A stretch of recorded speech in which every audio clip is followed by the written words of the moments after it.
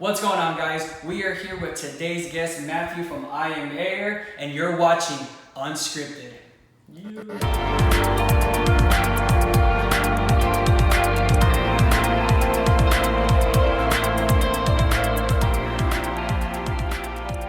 what's going on, guys? Dude, Matthew, man, I just want to jump right into this. I think it's been a few months since I've seen you. It has been way too long. It's been a long time, and a lot has changed. You know, from the time that we've actually hung out. I'm married now.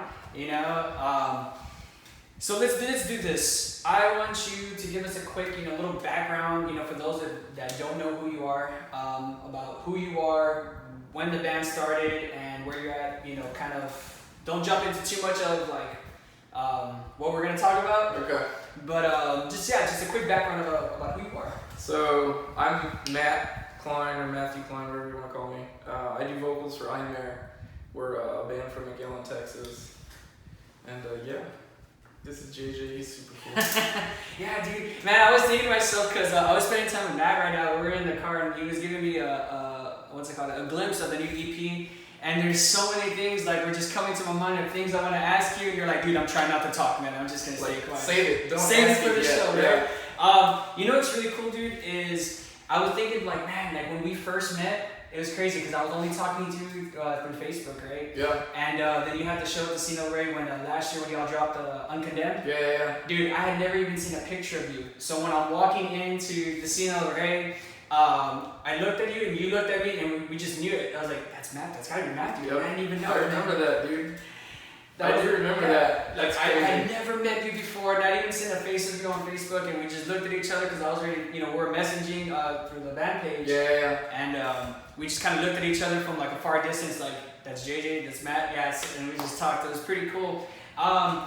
Let's talk a little bit about Uncondemned. I mean, the last year for I Am Heir it's been a pretty big thing, It's right? been crazy. A lot has happened, a lot of things have been accomplished, a lot of things have changed, right? Yeah. So let's talk a little bit about Uncondemned. That was released sometime back last year. July 27th Okay. of 2017, last summer. That was actually, all of those songs had been written back when I was in high school with the old guys. Right. We wrote those songs in high school, and then we all kind of went our separate ways after we graduated, and then we all kind of ended up back down here in the valley at the same time, and we were like, hey, let's see where we can take this. Mm-hmm. So we got together, we started jamming, we changed up the songs a little bit just so they weren't so 14-year-old metalcore band, and then we recorded them with good friend Sam Gonzalez. Yeah, from Don't Feed the Birds? Don't Feed the Birds, yeah. They're in San Antonio now, right? Yeah, they moved. But yeah, so we recorded with him, we put it out, and it's been pretty crazy since. Yeah, well, I'm gonna tell you, wild. that's actually my vocal warm up. That's crazy. I have 2 or 3 songs that I kind of first start singing to loosen up the vocals and stuff, and then I practice my screams because I'm still believing that one day I'll be up on stage glorifying God and screaming for a band. And I always go through Uncondemned all the time. At least once a week I try to do it. I'm sorry. Those vocals are trash. Which ones? Uncondemned. Uncondemned? Those vocals are not good. Well, hey, dude. I don't know. As you progress, I guess, as a musician. Well, that's what happened with me. I remember I was telling you back in the day, I used to be in a band called Cry for Anesthesia. Yeah. Dude, my vocals sucked back then, dude. They were terrible. I mean, I go back and I look at some of the footage of when we got to open up for the Devil Wears Prada when they were here. I got to play Innocent. I was like, dude, I should have even been on stage. What was I thinking? Thinking I was some rock star back then. But through the years, I felt like my vocals have gotten somewhat a little bit better. Yeah. And what's really cool is I've actually had the honor and privilege to share the stage with you guys a couple of times. Yeah. And those experiences have been so cool and ministered a lot to me. But let's talk a little bit about. I mean, you're saying that the vocals sucked on it, but for me personally, the message behind I Am Heir, the message behind Uncondemned. I mean, it's spiritual food for our spirits, man, and it lifts me up every day when I'm listening to it, and that's what it was for. It's not so much about how it sounded, but what the message was behind it, how it was empowered by God to move through the music, And if you can, on a scale rate, what you think, the success of Uncondemned was. I don't know. I don't think we're not successful by any means, which I'm not complaining because that's not really why. I'm not worried about that. Right. You know what I mean? But Uncondemned was just crazy. None of us expected it to push us to any of the places that it did and to take us where it did. And just like the reception of it was insane. Right. Well, you said that you're not successful, but let me tell you, you are successful, because my pastor always talks about the greatest accomplishment that we can have in this world is changing somebody's life internally, and your music has done that. So it doesn't matter what, I'm not talking about success as far as, being signed by a record label, which you guys are, by the way, and not, touring and all, so that's good success, but I'm talking about eternal success. You guys already had that. If your music has impacted me, I can just imagine, a non-believer that's listening to that music and, saying those words over themselves, that's success right there. So, yeah. Like I said, that album, I love it. I still listen to it, and I'm excited for the new stuff. Like I said, I got to hear that, and it's very tasty. It had me moving. It was really good, but we'll talk a little bit more about that. So, let's see. Uncondemned came out. We had the release show. You said it took you to places that you guys weren't expecting. One of those was you guys got signed. How's that things going with the record label? I have a hard time pronouncing it. Sacrosanct. Yeah, okay. Sacrosanct Records. Yeah, we released Uncondemned in July, and I believe it was November 1st or mid-October is when we signed, so it was like super quick. Yeah. It was right before the Darkness Divided show. Yeah. And that was like, that whole situation was like divine. Yeah, it was definitely. completely God orchestrated.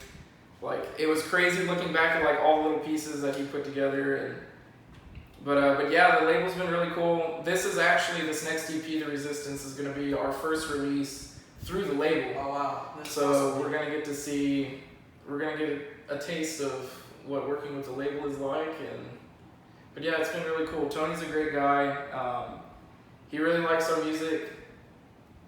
So that's really nice. Well, that's good, bro. Like I said, it's the message that's behind the music. Before we continue this, I actually want to throw a shout out to today's sponsor, and that is Cutthroat Barbershop Cleaning here in Harlingen, Texas. Roger and everybody at Cutthroat, we love you guys. We thank you so much for everything. Moving on now, so you guys are getting ready to, you get signed, you're about ready to start recording, the writing's happening, and then boom, change happens. Yeah. A lot of changes happened since Uncondemned. You don't gotta get into too much details, whatever you want to share with us.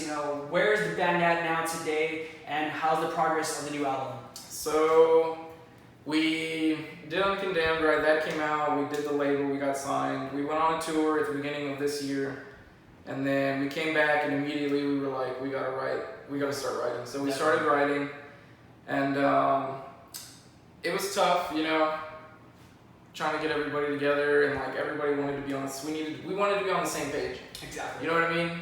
So we started writing, and we ended up we ran into some issues. We lost our van. Our van took a dump, and that was like, oh, this sucks. But that happened, and then we did this big fundraiser in July. At the beginning of July, the fireworks stand, and then right after that, everybody left. Wow. So, which people have their own outlooks on things, and people have got to do their own, you know what I mean? Yeah, definitely. People have got to live their own life, and I get that. But so that was 2 weeks before our studio time was booked in Florida with Chris Whited, and I was like, holy cow, what am I going to do? So literally, I figured everything out for like a week, and then the week before I left to Florida, I was like, I have to write an EP, so like, it was 24-hour days almost, like no sleep, a lot of caffeine, lots of caffeine. Wow.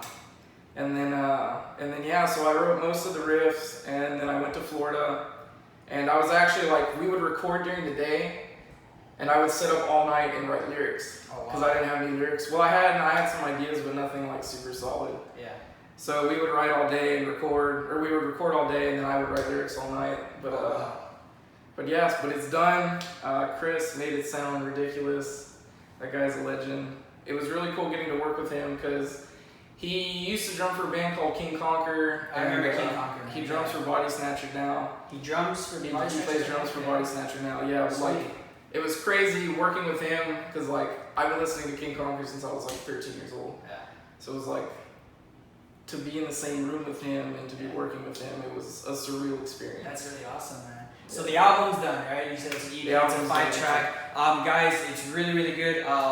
talk to us. I know you said that a lot of things are different from the way that you wrote Uncondemned to what you wrote for this new EP. What's the EP called? This new EP is called The Resistance. The Resistance. It's gonna be called The Resistance, yeah. I'm looking forward to the release and everything that comes along with it. Is there anything that we can look forward to as far as maybe new tuning, what you're going to be talking about and stuff like that in the music? Obviously my taste, like my influences have changed a lot since literally Uncondemned was written when I was like 15 years old, 14 years old. So obviously my taste and what I listen to and my influences have changed a lot since then. This new one is lower and slower. It's a lot heavier. That is. It's a lot of riffs. I love riffs. I love good riffs. I was telling you when we were listening to it, I was like, man, Mark, he's gonna enjoy this. He's really gonna like the album. Jesse too. Both Mark and Jesse are part of Kingdom Come Productions. We do have a Facebook and stuff like that, so you can follow us because we do throw Christian metal shows and a lot of stuff like that. But I'm looking, forward to it, man. Like I said, I had my neck's a little sore from headbanging inside. That was just in the car, we're not even at a show yet. But I'm looking forward to that. So you said everybody left the band. Yeah. So I'm already assuming you already have a full lineup. You don't have to say anything. You don't have to give us names or anything like that. But is there people that you brought on board and stuff like that already? Yeah, immediately there were people there that were like, yo, let me, if you need help, let me know. That's so cool, man. And just since then, it's kind of turned into, let me help you out to like, yo, I want to be a part of this. That's you know what I mean? Like, I want to take this to another level. So, yeah, I've got new guys. They're awesome. They're insane musicians. That's They're great, way man. better than I am. But they get the vision, which is really awesome. That's good. And yeah, they really want to take this to another level. That's awesome. So yeah, so we'll actually be announcing new members and all that stuff here in the next couple of weeks. In the next couple of weeks. When's the next, aside from the announcement, any plans that we can look forward to? Something, maybe you want to share a little bit? Not giving away too much? I've got a couple ideas for the release of the EP as far as like merch and stuff. I don't know if we're going to be doing any more shows this year. Mm-hmm. I really want to get really, really tight, and I want to like revamp our set and stuff. Yeah, definitely. All the boring band stuff that nobody wants to know about. But so I want to work on all that, and yeah, that's kind of what. So there's a lot of good stuff coming. That's good. So 2018, we won't see anything from Heir. There'll be a few releases here and there and stuff like that. So 2019 looks like Heir is getting ready to take it to the next level. 2019 is gonna be wild. Yeah, there may or may not be some out of state stuff already in the works. That's good. But yeah, it's business as usual. There it is. Man. Just gotta get it back going. There you go. So aside from Heir, man, how are you doing? I'm doing all right, dude. I'm doing all right. I'm actually kind of happy that you upgraded your phone, man. I have an iPhone, and for those that don't know me, I openly hated on iPhones forever. The last Apple product I ever owned was a 60 gig iPod Classic. Oh man, those are retro, dude. Those are like the best things ever. I still have it. It doesn't work, but I still have it. I have one, but it's broken as well too. Those are awesome. Rip. The clicks. Yeah, yeah. Those are the bomb. Like They were I was in high school. The end of my junior and senior year. I had those, man. Had all that music in that. Now everything's crazy, all man. digital and stuff. But awesome. yeah, no, I've been an Android guy for years, so like this is like culture shock. Yeah. I feel like I fit in now. You feel like you fit in? Yeah. Well, I bet you some of the people that are watching would be like, man, why did you go from Android to Apple? That whole debate about that stuff. Yeah. I personally have an Apple. I like my iPhone because of the simplicity. I don't need all that high-tech stuff. But I will say there's been a lot of talk of me wanting to switch over to the Galaxy Note 9 because the quality of the video on that is like insane, ridiculous. Yeah. It's super, super nice, very clear and stuff like that. So that's something else, man. I think we've covered pretty much it. Man. Yeah, I think so. Anything else you want to talk about? Anything you want to add? Jesus loves you. Jesus does love you guys, man. That's, if nothing else, that's all that matters. Honestly. So, Jesus loves you. You guys ever need to reach out to anybody, you can reach out to me or Matthew. There's a lot of people here in the community that you can reach out to, and we'll share the gospel with you. And I'm actually super happy because Matt actually said that we can do this. So at the end of this video, we are going to have a small clip of Heir's new EP that will be dropping sometime in 2019. It'll be out this year. Oh, this year? Yes, the EP will definitely be out this year. Oh, okay, so you didn't tell me that. Yeah, the EP will definitely be out this year. Okay. I don't have like a definitive release date yet. I've still got to submit it to the label, and we have to, it's a lot for it. Again, that's all the boring business stuff that nobody wants to hear about. But yeah, the EP will definitely be out Has this Tony year. heard it yet? Yes. What do you think? He's excited. He's excited. Dude, yeah, he's excited. Good. Like I said, it's super, super heavy, man. Like, Yeah. I can just imagine, the crowd's gonna get into the pits here. I hope so. I'm looking forward to reading about those lyrics and hearing what you're talking about, because I remember before you went out and recorded, you said that this one's a little bit different from how you wrote Uncondemned, because Uncondemned was, if you listen to Uncondemned straight from the Bible, a lot of word and stuff, but this is more you being led by the Spirit to speak about how the transitions in your life and how you were feeling at the time and stuff like that. So Yeah. This one's, the lyrical climate on this one is like a totally different ballgame. Like when we did Uncondemned, I literally sat down with the Bible and I was just like copy paste and like put a rhythm to it, make it sound cool. And then on this one, it was a lot more of like going through my own head and going through my heart and like digging deep, and like I wanted something to be way more personal for people. That's awesome. And myself, it's music is about expression, so it's really nice to be able to just kind of cut loose. Exactly. I've always said, I've had a saying that music is life through somebody else, or life is, how did I say that, man? Music is life in somebody else's perspective. Something about those words. Yeah. I mean, I have it somewhere written down where music is life in somebody else's perspective.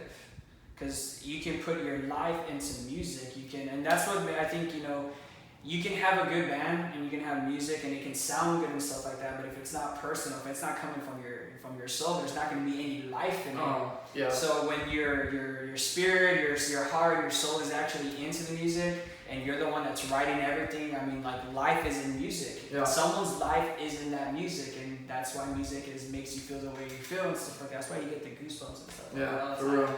A lot of people don't realize that, like, music is the oldest, most primal form of like expression and communication that people have. Yeah. Even back before we had anything, when we were cavemen, making fires with rocks, that was music and beats and all of that. That was a huge part of just culture. Mm-hmm. And it's very personal. That's awesome. It's very personal.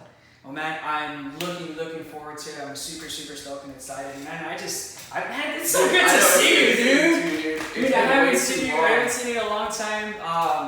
Man, we need to go back to that barbecue place we ate that one time. That's right there by DHR. We need to go to Ace's Barbecue. Where's that? In Mission.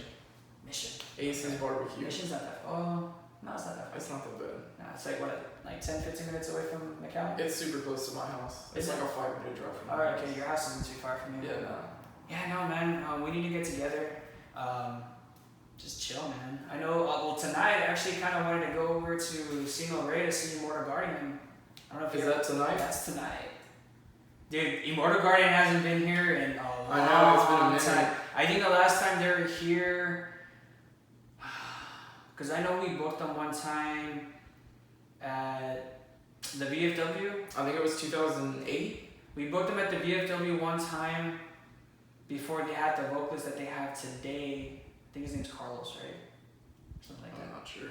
But yeah, no, I keep up with Gabe all the time, dude. Me and him were talking. I sent a message just like, man, because before Immortal Guardian, like, man, where they're at today is just incredible. It's wild. I used to help them with their merch, dude. What? Yeah, I was one of their first like merch guys That's back sick. in the day, dude. And like Wes, when he was the vocalist, Wesley, and man, he's actually the one that got me started in my whole like production thing. Like, I used to go out to the shows with him and stuff. And what was that other band that I used to?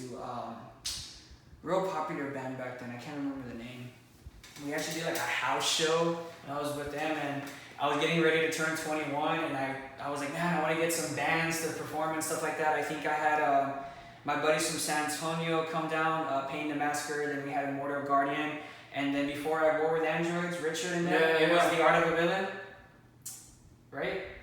I don't remember. Yeah, it was The Art of a Villain. Way too many dead brains. Yeah, so and that was like the beginning of like me like throwing shows and being a promoter and stuff. That's crazy. So that was back when I turned 21, and then like Wes was like, "Hey, dude, you should start doing shows like that." And he helped me get like a MySpace page. I think it was MySpace back then. And then it started off as JJ's Metal Productions, and we started doing shows at Club Escape in Harlingen, which is off of Ed Carey, but now it's something completely different.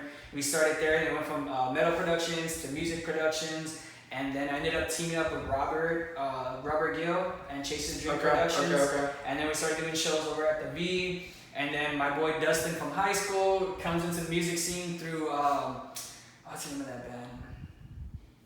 Well, it's Chris Moore and his brother Marcus Moore. I forgot the name of the first band that they were.